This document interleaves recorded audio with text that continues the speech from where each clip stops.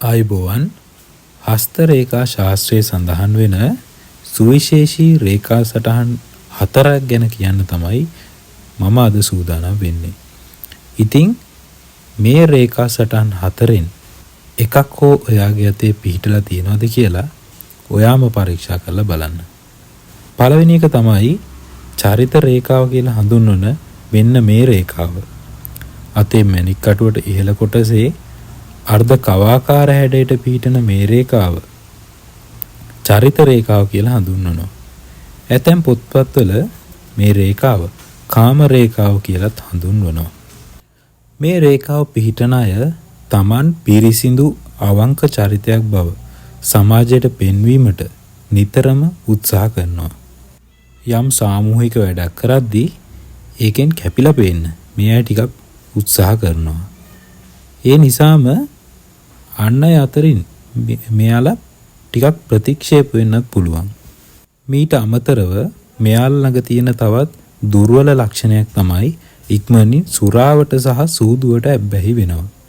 ඒ නිසා ඔයාගේ අතේ මේ කියන චරිත රේඛාව තියෙනවා නම් ඔයා කිසිම වෙලාවක සුරාවට හෝ සූදුවට යන්න එපා.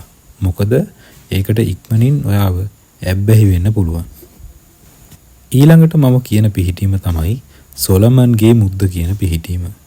ඈත අතීතයේදී පලස්තීනයේ සුලෙයිමාන් කියලා බලවත් රජ කෙනෙක් ඉඳලා තියෙනවා.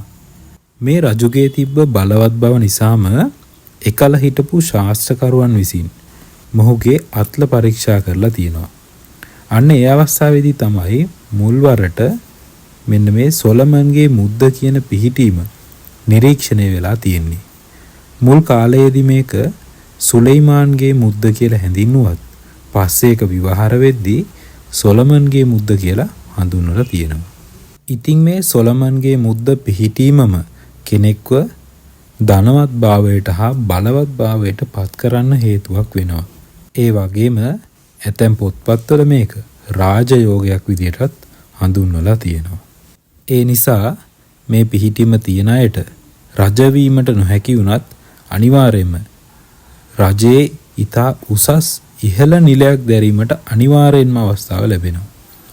මම ඔයාලට විස්තර කරන තුන්වෙනි පිහිටීම තමයි ශනි මුද්ද කියන පිහිටීම.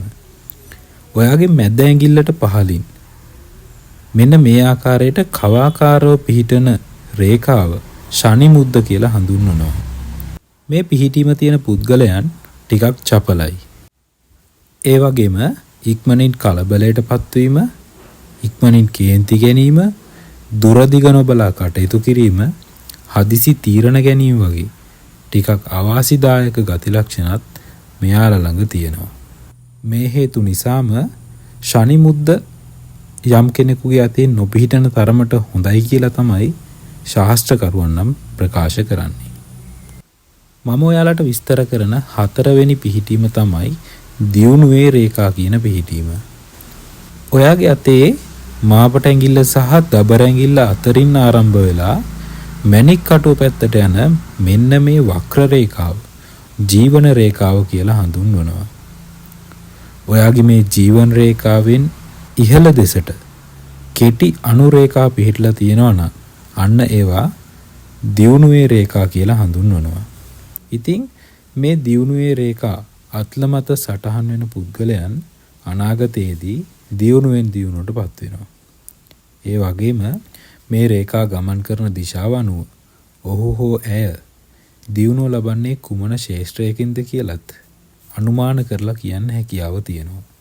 ඉතින් මේ වගේ තවත් සුවිශේෂී පිහිටීම් ගැන දැනගන්න දිගටම අපිත් එක්ක එකතු වෙලා ඉන්න.